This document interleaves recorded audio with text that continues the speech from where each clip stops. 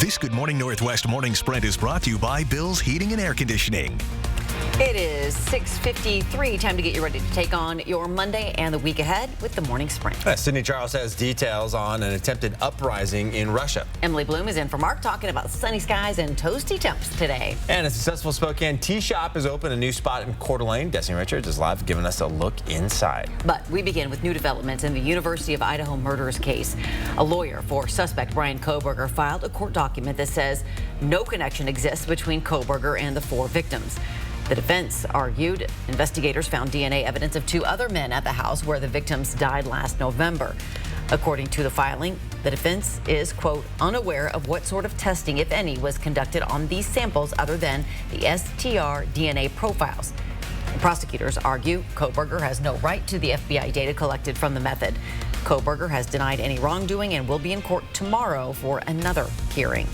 And a judge has made 2 new rulings ahead of that trial. Cameras will be allowed in the courtroom, at least for now. A judge also amended who can speak to the media and what can be said. A gag order prevented people involved in the case from talking about it publicly. The revised rules now primarily apply to the lawyers and the victims' families in the case. For weeks, a coalition of media news organizations, including 4 News Now, have been pushing for the gag order to be lifted, saying it violates the First Amendment rights of those involved. But Kohberger's attorneys have argued the gag order is necessary to make sure he gets a fair trial. As for cameras during the trial, the judge indicated he could change his mind at any time, saying the best way to balance these interests is to revisit the issue as the case unfolds. Kohberger's trial is set to begin in October. Spokane police have arrested 3 people they believe are connected to 2 drive-by shootings that happened Saturday morning. The Spokane police say the shootings happened near Carlisle Avenue and Dakota Street. The first one at 5 Saturday morning, the second one around 7:30 a.m. Nobody was hurt in these shootings. And according to Lieutenant Steve Braun, the vehicle suspected in the shootings crashed just about half an hour later near Crestline and Francis, where the 3 men inside were arrested. This is still an ongoing investigation. And we have beautiful weather as we begin our work week. Mostly sunny skies for our Monday and temps climbing into the upper 80s by this afternoon. We're going to have increasing cloud cover in the overnight hours, and then we do bring back a chance of showers and isolated thunderstorms Tuesday into Wednesday. And then we're into the 90s for the tail end of our work week and this upcoming weekend. 2 firefighters were injured fighting a house fire yesterday evening. The home located at Broad and Rebecca in the Hilliard neighborhood. The Spokane Fire Department said when crews arrived, flames were already overtaking the house. The fire was believed to have started in the garage. Those 2 firefighters were taken to the hospital, but their injuries are not believed to be serious. A small brush fire briefly threatened homes in Browns Addition on the slope beneath 3rd and Coeur d'Alene Street yesterday evening.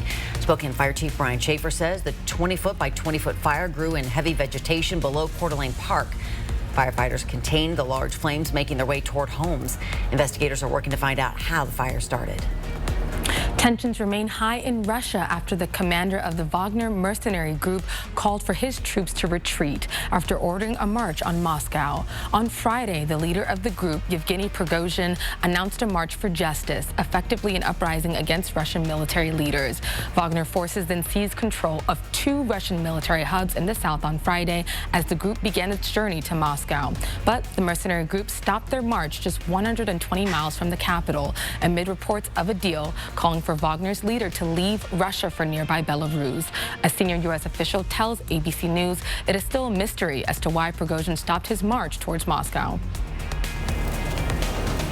And we've been live in Coeur d'Alene this morning, checking out Revival Tea Company's 2nd location on the corner of Lakeside and Northwest Boulevard.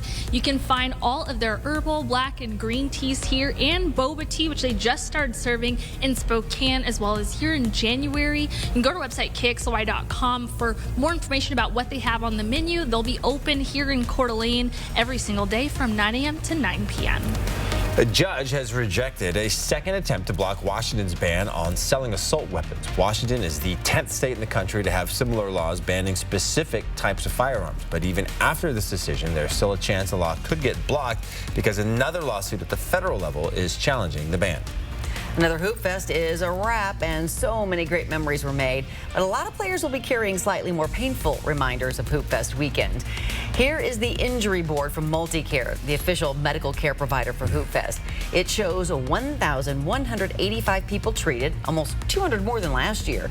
Though the relatively mild weather meant heat-related injuries were down, there were still plenty of increases in Achilles, ACL, PCL, and MCL injuries, concussions, fractures, and strains and sprains. Ouch. We're back with a final check of weather coming up for you right after this break.